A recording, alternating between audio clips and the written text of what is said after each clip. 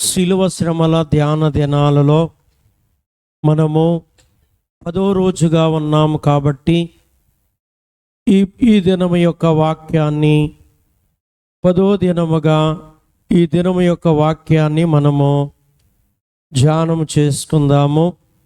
పరిశుద్ధుడైన మత్తయి రాసినటువంటి సువార్త 22వ అధ్యాయములో 41 నుంచి 46 వచనములలో ఈరోజు ఉన్నటువంటి వాక్యాన్ని మనము ధ్యానం చేసుకుందాం. ఒకప్పుడు పరిసయ్యులు కూడి ఉండగా యేసు వారిని చూచి, క్రీస్తును గురించి మీకేమి తోచుచున్నది? ఆయన ఎవని కుమారుడని అడిగెను. వారాయన దావీదు కుమారుడని చెప్పిరి.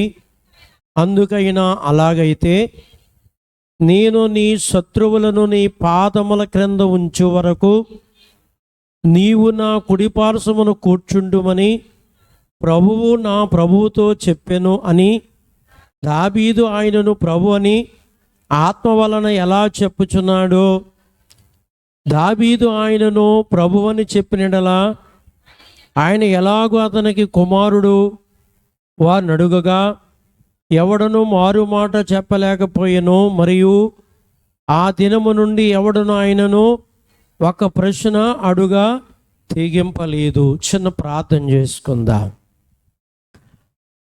దయగలిగిన మా తండ్రి, ప్రేమ కలిగిన ప్రభువా, కృప కలిగిన ప్రభువా, నీకే వందనములు, స్తోత్రములు, స్తుతులు, మరణాతులు, ప్రణుతులు, వెనుతులు, మంగళహారస్సులు చెల్లించుకుంటున్నాము.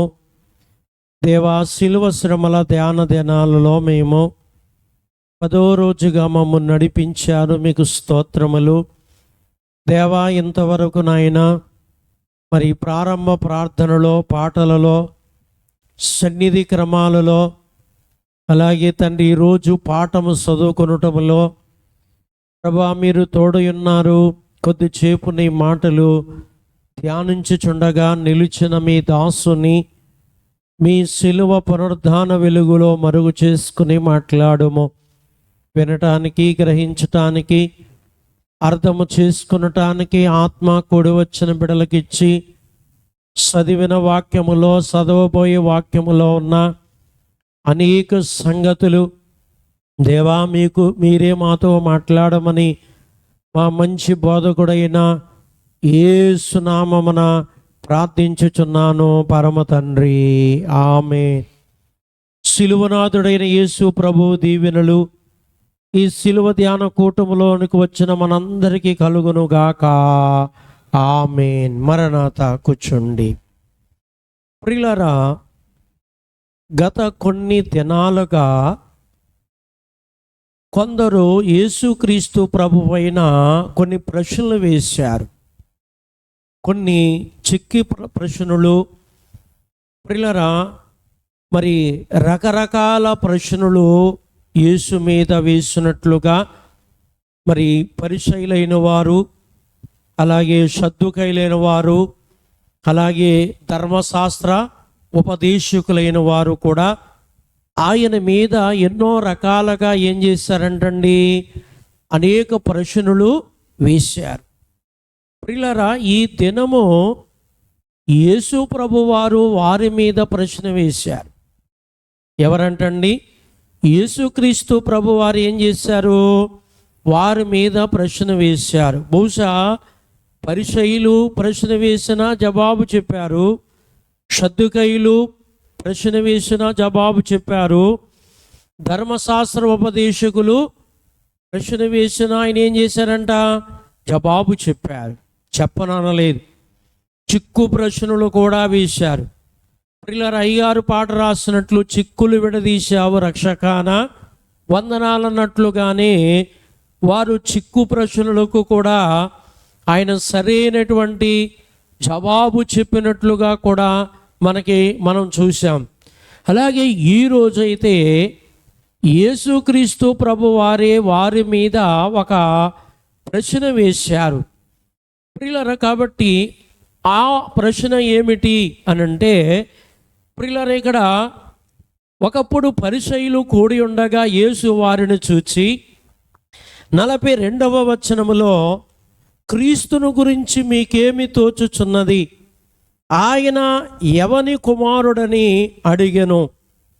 ప్రియులారా, ప్రభు వేసినటువంటి ప్రశ్న, ప్రభు అడిగినటువంటి మాట ఏమిటి అంటే, క్రీస్తును గురించి మీకేమి తోచుచున్నది, ఆయన ఎవని కుమారుడు అని ప్రభువారు వారి మీద ఏం చేశారంట, ప్రశ్న వేశారు. ప్రియులారా, ఈ ప్రశ్నకి వారు ఇచ్చినటువంటి జవాబు ఏమిటి అని అంటే, దావీదు కుమారుడు అని జవాబు ఇచ్చారు. ఎవరు కుమారుడట? దావీదు కుమారుడని ఏమిచ్చారు వారు? జవాబు ఇచ్చారు. ప్రియులారా, కనుక ఆయన దైవ కుమారుడు అని జవాబు ఇవ్వవలసినటువంటి వారు, ఆయన దేవుని కుమారుడు అని జవాబు ఇవ్వవలసినటువంటి వారు, ఆయన దేవుడు అని జవాబు ఇవ్వవలసినటువంటి వీరు ఏమని జవాబిచ్చారు? దావీదు కుమారుడు. ప్రియులారా, ఎందుకు అనంటే ఆయన ఏమడిగారు? క్రీస్తును గురించి మీకేమి తోచుచున్నది అన్నారు. బహుశా ప్రియులారా, పాత నిబంధన కాలములో ప్రియులారా 4000 సంవత్సరాల నుండి లోకరక్షకుడుగా యేసు క్రీస్తు ప్రభువారు వస్తారని ప్రవక్తలైన వారు, దైవజనులైన వారు, బోధకులైన వారు ప్రియులారా ఎందరో ఆయనను గురించి బోధిస్తానే ఉన్నారు. యేసు వస్తారు, రక్షకుడు వస్తారు, ప్రభు వస్తారు, మానవుల రక్షణార్థమై వస్తారు. ప్రియులారా, ఇలాగున ఎన్నో రీతులుగా 4000 సంవత్సరాల క్రితమే, 4000 సంవత్సరాల నుండి లోకరక్షకుడుగా వచ్చే యేసును గురించి ఏం చేయబడింది? బోధించబడింది. ప్రియులారా, యేసుక్రీస్తు ప్రభువారు సిద్ధపడిన సంఘాన్ని తీసుకువెళ్తానికి వస్తానని చెప్పారు. వచ్చిన క్రీస్తు ప్రియులారా రక్షణ కార్యాన్ని జరిగించి రక్షించబడి సిద్ధపడిన వారిని ప్రియులారా తీసుకువెళ్ళటానికి వస్తానని చెప్పారు. ఎంతకాలమైంది?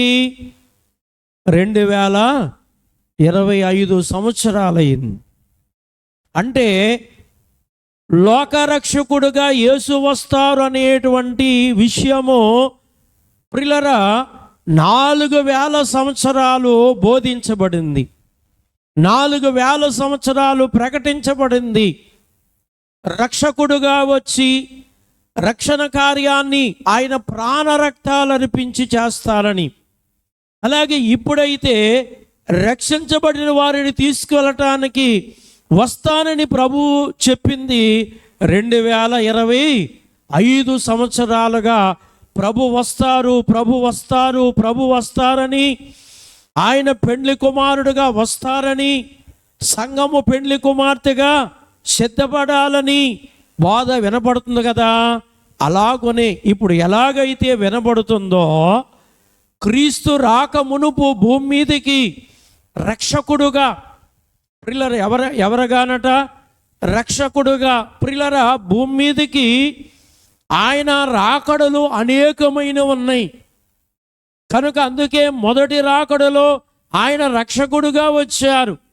ఇప్పుడు రెండో రాకడలో పెండ్లి కుమారుడుగా వస్తున్నారు. మూడో రాకడలో రాజులకు రాజుగా, ప్రభువులకు ప్రభువుగా ఈ భూమిని 1000 సంవత్సరాల పరిపాలన చేయబోటానికి ఆయన రాబోతారు. తర్వాత రెండో రాకడ అయిన తర్వాత ప్రియులారా, అందుచేతే ఒకటి రక్షకుడు, రెండవది పెండ్లి కుమారుడు, మూడవది రాజుగా. ప్రియులారా, అంటే ఆయన మరి అకస్మాత్తుగా వచ్చేయటము, ఎవరికి చెప్పా చేయకుండా వచ్చేయటము, ఎవరికి తెలియకుండా రహస్యంగా వచ్చేయటం, ఇలాంటివి ఏమైనా చేశారా? లేదు. రక్షకుడుగా రావటానికి 4000 సంవత్సరాల బోధ జరిగింది. ఇప్పుడు పెండ్లి కుమారుడుగా రావటానికి ప్రస్తుతానికి 2025 సంవత్సరాలు అయిపోయింది. ఒకవేళ ఇంకా ఎంత ఉందో లేదో తెలియదు. ప్రియులారా, ఆ తర్వాత ఆయన పెండ్లి కుమారుడుగా వచ్చి ప్రియులారా ఎత్తబడిన సంఘాన్ని తీసుకుని వెళ్ళిన తర్వాత ప్రభువు 7 సంవత్సరాలకే రాజుగా వచ్చేస్తారు భూమి మీదకి. రక్షకుడుగా రావటానికి 4000 సంవత్సరాలు పడితే పెండ్లి కుమారుడిగా రావటానికి బహుశా ఎన్ని సంవత్సరాలో తెలియదు, కానీ మొత్తం మీద 2025 సంవత్సరాలు అయింది. ప్రియులారా, తర్వాత రాజుగా రావటానికి మాత్రం ఎక్కువ సమయం లేదు. 7 సంవత్సరాలు ఎత్తబడిన సంఘము పెండ్లి విందులో ఉంటే విడవబడినటువంటి వారు మహాశ్రమలలో ఉంటారు. ఈ 7 సంవత్సరాలు అయిపోయిన తర్వాత ఎత్తబడిన సంఘాన్ని తీసుకుని ప్రభు భూమి మీదకి వస్తారు 1000 సంవత్సరాల రాజ్యాధికారము చేయటానికి. ప్రియులారా, కాబట్టి అందుకే ఇక్కడ ఈ పరిసయ్యులు, సద్దూకయ్యులు, ధర్మశాస్త్ర ఉపదేశకులైనటువంటి వారికి క్రీస్తును గురించి వారికి తెలుసు, యేసును గురించి వారికి తెలుసు. ప్రియులారా, క్రీస్తు రాకముందు క్రీస్తు వస్తారని చెప్పిన వారు కూడా వీళ్ళు ఉన్నారట. దైవజనులు అందుకే అన్నారు, పరిసయ్యులు కానీ, సద్దూకయ్యులు కానీ, ధర్మశాస్త్ర ఉపదేశకులు కానీ ప్రభు భూమి మీదకి రాకముందు ప్రభు వస్తారు, రక్షకుడు వస్తారని బోధించిన వారిలో వీళ్ళు కూడా ఉన్నారట. కానీ ప్రభు వచ్చిన తర్వాత ఏం చేయబడ్డారు? వీళ్ళు బీసిపోయారు. ఏమైపోయారట? బీసిపోయారు. ఎందుకంటే ఆయన బోధలు చూసి, ఆయన అద్భుతాలు చూసి, ఆయన కార్యాలు చూసి ప్రజలంతా ఆయననే వెంబడిస్తున్నారు. ప్రజలు మా మాట వినట్లేదు, మాకు ఏ విధమైన అధికారము ఉండట్లేదని చెప్పి ప్రియులారా వారి యొక్క మనసులు అలా రాటి వలె అయిపోయినట్లుగా మనకి కనబడుతుంది. అందుకే యేసు ప్రభు వారు వారిని అడిగినప్పుడు క్రీస్తును గురించి మీకేమి తోచుచున్నది? ఒక మాట. రెండవ మాట, ఆయన ఎవని కుమారుడు? ప్రియులారా, మరి ఒక సమరయ స్త్రీ తెలుసుకున్నది. సమరయ స్త్రీ కంటే వీళ్ళు జ్ఞానవంతులు కదా, ప్రియులారా, పాండిత్యం ఎరిగినటువంటి వారు కదా, ప్రియులారా, ధర్మశాస్త్రాలు ఎరిగినటువంటి వారు కదా. ప్రియులారా, యోహాను సువార్త మీరు చదివినట్లయితే యోహాను సువార్తలో ఒక మాట మనకు కనబడుతుంది. 4:25 ఒక మాట. 4:25 ఒక మాట. ఆ స్త్రీ ఆయనతో క్రీస్తనబడిన మెస్సియా వచ్చునని నేను ఎరుగుదును, ఆయన వచ్చినప్పుడు మాకు సమస్తము తెలియచేయునని చెప్పగా, యేసు నీతో మాట్లాడుచున్నది నేనే అని ఆమెతో అనేను. అప్పుడు ఆమె ఏం చేస్తుంది? ఆ ఊరిలోనికి వెళ్ళి, ప్రియులారా, నేను మెస్సియాను చూచాను, మెస్సియా వచ్చారు, మీరు కూడా రండి అని ఆ ఊరిలో ప్రజలందరిని ఎక్కడ తీసుకొచ్చింది? యేసు దగ్గరికి తీసుకొచ్చింది. ప్రియులారా, యేసు వస్తారని ఆమె కూడా వింది.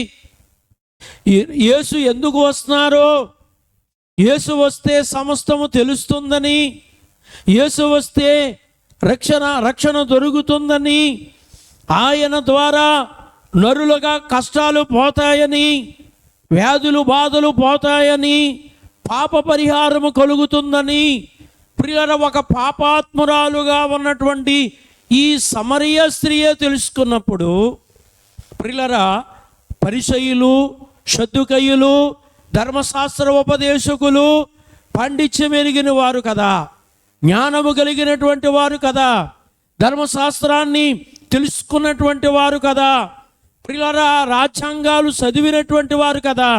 మరి వీరికి తెలియలేదా? ప్రియులారా, వీరికి అర్థం కాలేదా? తెలుసు ప్రియులారా, కానీ చెప్పరు వాళ్ళు. అందుకే ప్రియులారా, వరుసలో ఒక ప్రశ్న వెళ్ళింది. ఆ ప్రశ్నలో యేసు ప్రభు వారికి ఒక ప్రశ్న వేశారు. అదేమిటి అంటే, బాప్తీసం ఇచ్చు యోహాను గారు గురించి ప్రభువు చెబుతూ, బాప్తీసం ఇచ్చారు కదా యోహాను గారు, ఈ బాప్తీసము పరలోకములోంచి వచ్చిందా లేక మనుషుల్లోంచి వచ్చిందా అని ప్రియులారా ప్రభు అడిగినప్పుడు వారు ఏ సమాధానమో చెప్పలేదు. ప్రియులారా, పరలోకములోంచి వచ్చింది అని చెప్పలేదు, లేక మనుషుల్లోంచి వచ్చింది అని కూడా వారు చెప్పలేదు, తప్పించుకున్నారు వాళ్ళు. ఎందుకంటే రక్షణ పరలోకములోంచి వచ్చిందన్న సంగతి వారికి తెలుసు. మనుషుల్లోంచి వచ్చింది అంటే మనుషులు ఒప్పుకోరు. పరలోకములోంచి వచ్చింది అంటే అక్కడ ఏమవుతుంది? అయితే మీరు ఎందుకు ఆ రక్షణ అంగీకరించలేదు, ఆయన్ను బాప్తిస్మం ఇచ్చి యోహాను ఎందుకు అంగీకరించలేదు నేను అడుగుతాడు. ప్రియులారా, అందుచేతనే వారు తప్పించుకునటానికి ఏమన్నారంటే మాకు తెలియదు అన్నారు. ప్రియులారా, కాబట్టి అందుచేతనే ప్రియులారా, ప్రభు ఇక్కడ వారిని అడిగింది ఏంటంటే క్రీస్తును గురించి మీకేమి తోచుచున్నది, ఆయన ఎవని కుమారుడు అని అంటే అప్పుడు వారు ఏమంటారు? దావీదు కుమారుడు అని చెప్పారు.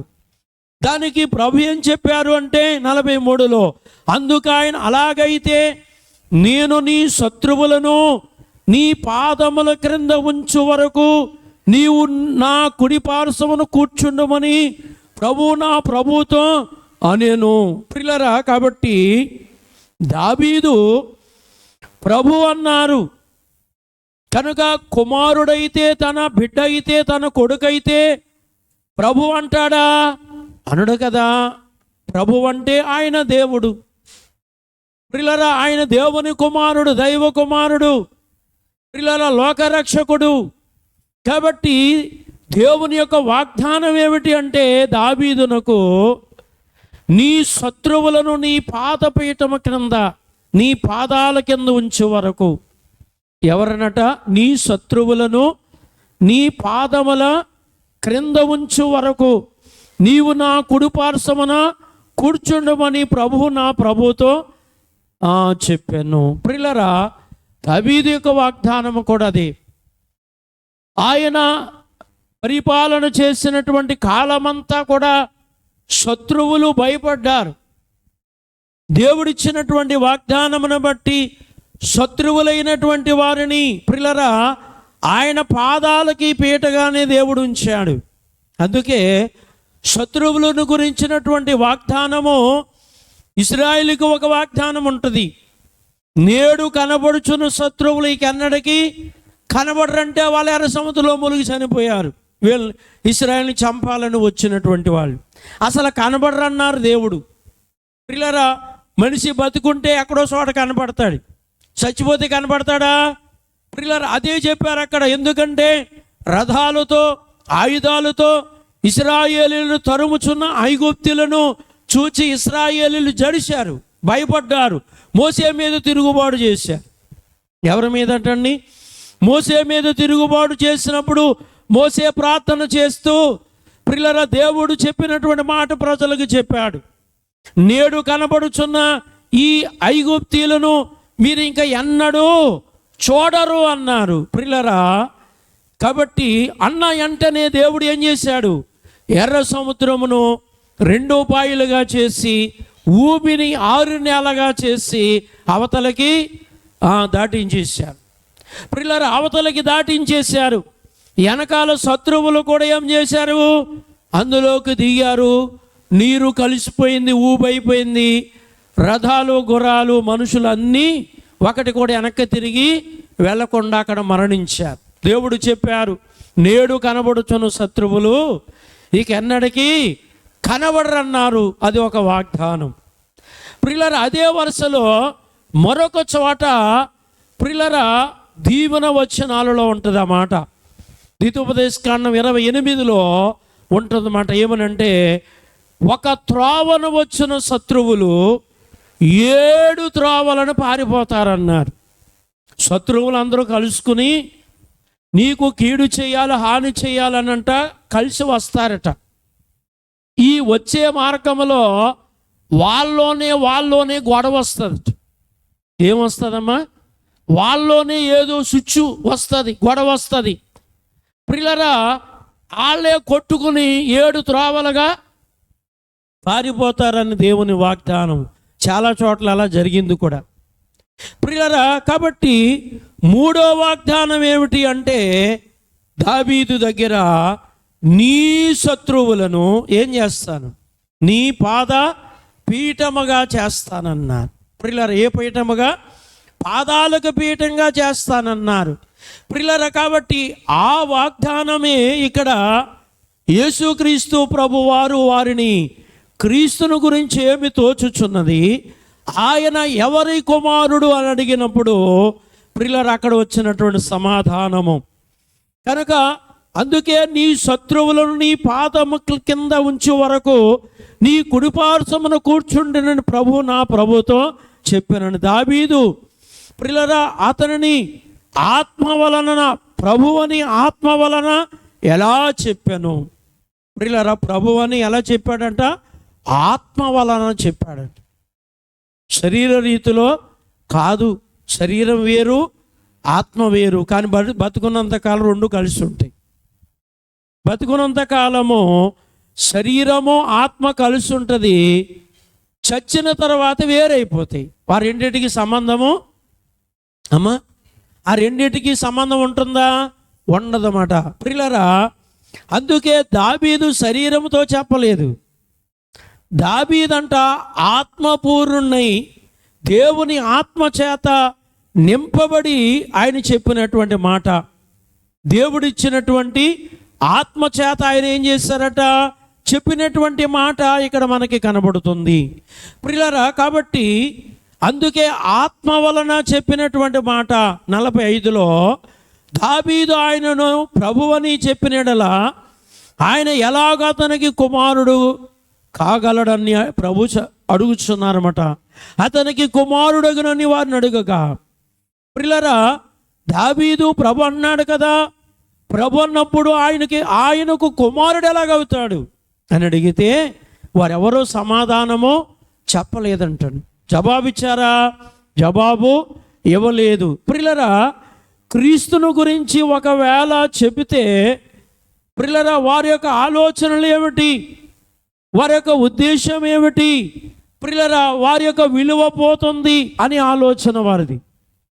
ప్రియులారా, కాబట్టి వారి విలువ ఏమవుతుందో తెలియదు అనేటువంటి పరిస్థితి. అందుచేతనే వారు సరైనటువంటి జవాబు వారు ఇవ్వలేనట్లుగా కనబడుతుంది. ప్రియులారా, అలాగే పాఠములో కూడా, ఈ రోజు యొక్క పాఠములో కూడా కొందరు యొక్క కన్నీరు కనబడుతుంది. ఏం కనబడుతుంది? కన్నీరు. ప్రియులారా, మొదటి కన్నీరు ఎవరిది? యాషాబు. ప్రియులారా, యాషాబు ఎందుకు దుఃఖపడ్డాడు, ఎందుకు కన్నీరు కార్చాడు, ఎందుకు ఏడ్చాడు అని అంటే ప్రియులారా తన తండ్రి అయిన ఇసాకు దగ్గర దీవెనలు యాషాబుకు రాలేదు, తన తమ్ముడైన యాకోబుకు వచ్చినవి. యాకోబు నా దీవెనలు పొందేశాడు, నా దీవెనలు యాకోబు తీసేసుకున్నాడు అని చెప్పి యాషాబు ఏం చేశాడు? ఇక్కడ ఏడ్చాడు. అయితే అయ్యగారు ఏమన్నారంటే, దేవదాస్ అయ్యగారు, ప్రియులారా ఆ దీవెనలంట దైవ చిత్తాన్ని బట్టి యాకోబుకే రావాలట. ఎవరికి రావాలి? యాకోబుకే రావాలంట, యాషాబుకి రావంట. ప్రియులారా, యాషాబుకి రావా దీవెనలు? ఎవరికి వస్తాయి? యాకోబుకే వస్తాయి. అది దేవుని చిత్తము. కానీ యాషాబు ఆ దీవెనల కోసం ఏం చేశాడట? ఏడ్చాడు, కన్నీళ్లు కార్చాడు, దుఃఖపడ్డాడు, తండ్రి దగ్గర చాలా రోదన చేశాడు. ప్రియులారా, చాలా రోదన చేశాడు. మరి దీవెన వచ్చిందా? రాలేదు. ప్రియులారా, ఆ దీవెన యాకోబుకే దేవుడు సిద్ధపాటు చేశాడు, కానీ యాషాబుకు దేవుడు ఆ దీవెన సిద్ధము చెయ్యలేదు అనేది ప్రియులారా మొదటి కన్నీరు. అంతా చెప్పట్లేదు, సింపుల్గా చెప్తున్నాను మీకు సమయాన్ని బట్టి. ప్రియులారా, అందుకే అది మొదటి కన్నీరు ఎవరిది అంటే యాషాబు యొక్క కన్నీరు అనేది ఇక్కడ చూస్తాం.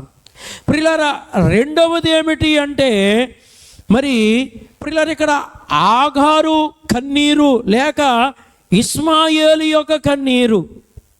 ఎవరి కన్నీరట? ఇస్మాయేలు ఏం చేస్తున్నాడు?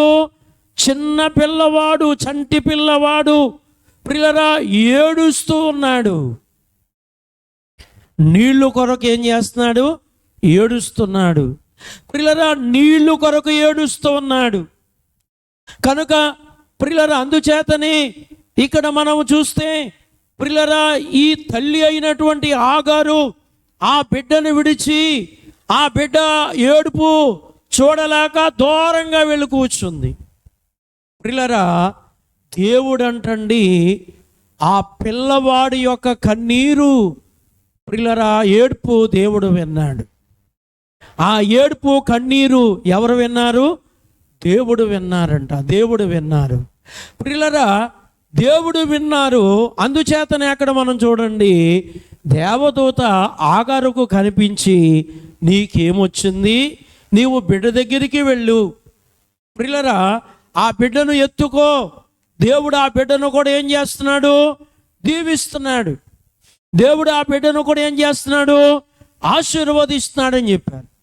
ప్రియులారా ఆగారు వెళ్ళింది. ప్రియులారా ఆగారు వెళ్ళింది, ఆ బిడ్డను ఎత్తుకున్నది.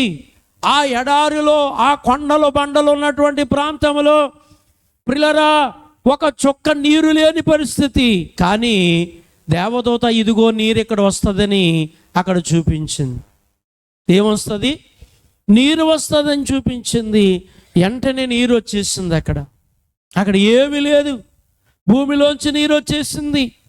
కాలువ లేదు, నూతి లేదు, ఏమీ లేవు ప్రియులారా. కానీ భూమిలోంచి ఏమొచ్చేసిందట? నీరు వచ్చేసింది. దేవుని ఆశీర్వాదం అది. ఎవరి ఆశీర్వాదం? దేవుని యొక్క ఆశీర్వాదం. అందుకే ఈ ఆగారు కథలోనే కొన్ని విషయాలు చెబుతూ మన దైవజనులైన దేవదాసయ్య గారు అన్నారు, మనము సిలువ ధ్యానము చేయటం ద్వారా దేవుడు మనకి ఆశీర్వాదాలు సిద్ధపాటు చేశారు. సిలువ ధ్యానం మనం చేస్తున్నాము, ఒకవేళ మనకు రాకపోతే మన పిల్లలకు వస్తుంది అని చెప్పారు.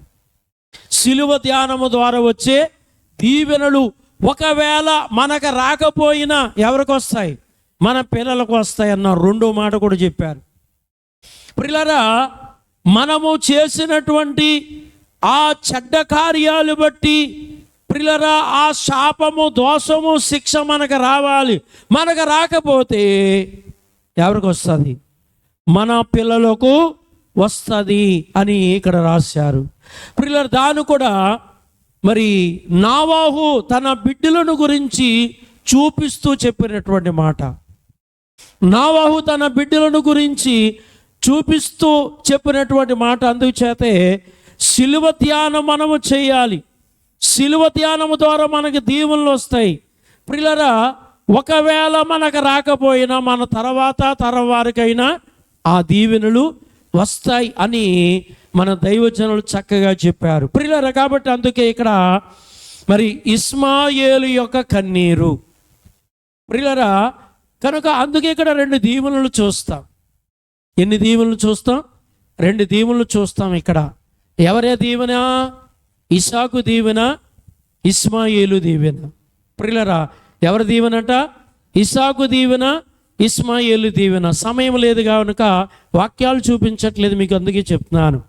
ఇసాకు దీవెన ఏంటి? దేవుడు అబ్రహాముతో ఏం చెప్పారు? నీ సంతానమును ఆకాశ నక్షత్రాల వలె చేస్తాను, ప్రియులారా సముద్రం అందలి ఇసుక రేణు వలె చేస్తాను నీ సంతానమని ఇసాకుకి దేవుడు చేసిన, ఇసాకును బట్టి ప్రియులారా చేసిన వాగ్దానము దీవెన. ప్రియులారా ఇస్మాయేలు బట్టి నిన్ను గొప్ప జనముగా చేస్తానన్నారు. ఏమన్నారు అక్కడ? నిన్ను గొప్ప జనముగా చేస్తానన్నారు. ఎవరని? ఇస్మాయేలుని. ప్రియులారా కనుక ఆ ఇస్మాయేలుని బట్టి కూడా దేవుడు వారిని కూడా ఏం చేశారు?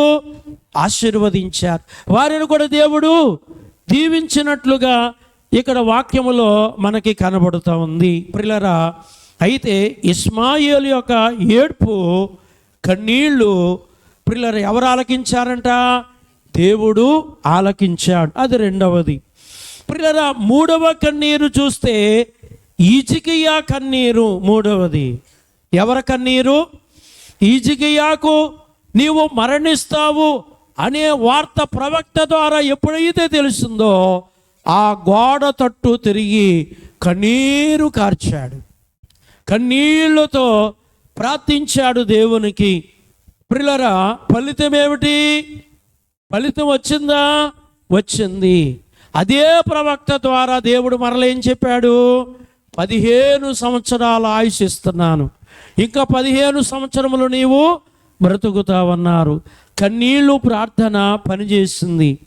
కన్నీరు ప్రార్థన దేవుడు ఆలకించాడు. కన్నీళ్ళు ప్రార్థన దేవుని సన్నిధికి చేరింది. ప్రియులారా, అందుకే ఈ కన్నీరు మరణాన్ని కొట్టివేయబడింది. ఈ కన్నీటి ప్రార్థన ఏం చేయబడిందంట? మరణాన్ని కొట్టేసి 15 సంవత్సరాలు బ్రతకటానికి దేవుని దీవెన వచ్చింది, దేవుని ఆశీర్వాదం వచ్చినట్లుగా కనబడుతుంది. 4వ కన్నీరు, ప్రియులారా, ఒక స్త్రీ ప్రభు కాళ్ళను కడిగి ఏడ్చిన కన్నీరు. అయితే ఇక్కడ వెంటనే ప్రభు అంట ఆమె పాపాలను క్షమించెను. ప్రియులారా, ఆమె పాపాలు క్షమించి ఆమెను ప్రభు ఏం చేశారు? అక్కడ ఆశీర్వదించారు. ఆమె కన్నీళ్ళకి, అనగా కన్నీటితో ఆమె పశ్చాత్తాపపడింది. యేసు పాదాల మీద పడి కన్నీరు కార్చి ఏడ్చి ఏడ్చి ఏడ్చి పాపిని పాపిని అని తన పాపరాశులన్నీ దేవుని దగ్గర ఏం చేసింది? కన్నీళ్లతో ఒప్పుకుంది.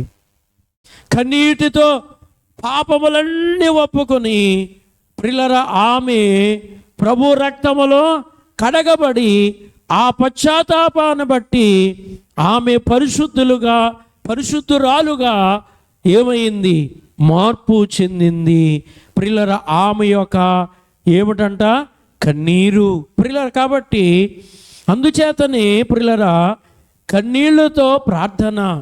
కాబట్టి కన్నీటి ప్రార్థనకి త్వరగా జవాబు వచ్చే అవకాశం ఉంది కనుక ఈమె కన్నీళ్లతో ఏడ్చింది. ప్రభువారు ఆమెను ఏం చేశారట? క్షమించినట్లుగా ప్రియులారా కనబడుతుంది. అలాగే తర్వాత ఇంకొకటి చూస్తే, ప్రియులారా, యేసు సిలువను మోయుచున్నప్పుడు యేసును చూచినటువంటి కొందరు స్త్రీలు ఏం చేస్తున్నారు? అక్కడ ఏడుస్తూ ఉన్నారు. యేసును చూచి, ఆయన సిలువను చూచి ఏం చేస్తున్నారు? అక్కడ ఏడుస్తున్నారు. ప్రియులారా, ప్రభు అక్కడ ఏం చెప్తారు అని అంటే, ప్రియులారా, ఏడవద్దు అనరు. నా కొరకు ఏడవకండి, మీ కొరకు మీ పిల్లల కొరకు ఏడవండి అంటారు. ప్రియులారా, ఈ భారము మీ కొరకే, ఈ శ్రమ మీ కొరకే, ఈ దెబ్బలు మీ కొరకే, ఈ గాయము మీ కొరకే, ఈ హింసలు మీ కొరకే. కాబట్టి అందుచేత నా కొరకు కాదు, మీ కొరకు మీ పిల్లల కొరకు ఏడవండి అన్నారు. కన్నీరు కారుస్తున్న ఆ స్త్రీలను చూచి, ఆయన సిలువను చూచి, ప్రియులారా, మంచి స్వరూపము కలిగిన యేసు కురూపిగా ఉన్నారు. శరీరం అంతా కొరడా దెబ్బలు, శిరస్సులో ముళ్ళ కిరీటము. ఈయన యేసా కాదా? వైనము లేని పరిస్థితి. అందుకే అయ్యో అని ఆయన రూపము చూడగానే వారికి దుఃఖము వచ్చేసింది, వేదన వచ్చేసింది, కన్నీళ్ళు వచ్చేసినాయి. ఆయన స్వరూపము చూడగానే ఏడుస్తూ ఉన్నారు. కానీ ప్రభు అన్నారు, నా కొరకు ఏడవద్దు, కానీ మీ కొరకు మీ పిల్లల కొరకు ఏడవండి అన్నారు. ప్రియులారా, అందుకే ఈ 40 దినాలు ప్రభువు చేసిన కార్యాన్ని బట్టి మనము ఆనందిస్తూ ఆయన స్తుతించాలి. అయితే మన పాపాల కొరకే కదా ఈ శ్రమలు, మన పాపాల కొరకే కదా ఈ శిక్షలు, మన పాపాల కొరకే కదా ఈ దెబ్బలు, మన పాపాల కొరకే కదా ఈ గాయములు అని మనమేం చేయాలట? కన్నీరు కార్చాలి. ప్రియులారా, మనల్ని రక్షించటానికి ఆయన శిక్షించబడ్డారు, మనల్ని బ్రతికించటానికి ఆయన చనిపోయారు. ప్రియులారా, ఆయన చేసిన రక్షణ కార్యమంతా ఎవరి కొరకు? మన కొరకు చేశారు, మన నిమిత్తమై చేశారు కనుక అందుకే అయ్యో నా పాపములు అని పాపాత్మురాలైన స్త్రీ పాపాల కొరకు కన్నీరు కార్చి పశ్చాత్తాపపడినట్లుగా మనము కూడా ఏం చేయాలటండి? పశ్చాత్తాపపడాలి. పశ్చాత్తాపపడి కన్నీరు కార్చి యేసు రక్తములో మనం ఏం చేయబడాలి? కడగబడాలి. దినదినము యేసు రక్తములో మనం ఏం చేయబడాలి? కడిగి శుద్ధి చేసుకుంటూ ఈ శిలువ శ్రమల కాలములో ప్రియులారా కడిగి ఆయన రక్తములో కడిగి వేసుకొని మనం ఎప్పటికప్పుడు శుద్ధి కావలసినటువంటి వారము కాబట్టి అందుచేతనే ప్రతిరోజు శిలువ దగ్గరికి రావాలి. ప్రతిరోజు సాతాను మీద ఓ బాణం వేయాలి. ప్రతిరోజు ప్రియులారా ప్రభువు ఇచ్చేటువంటి నాణ్యము మనం పొందాలి. అలాంటి దీవెన దేవుడు మనందరికీ దయచేయునుగాక. దయగల మా తండ్రి, ప్రేమగల తండ్రి, కృపగల ప్రభువా, శిలువ శ్రమల ధ్యాన దినాలలో 10వ రోజుగా ఈ దినము మా ప్రభువా పాఠములోను వరుసలో ఉన్న వాక్యములో కొన్ని విషయాలు మేము ధ్యానించి ఉండగా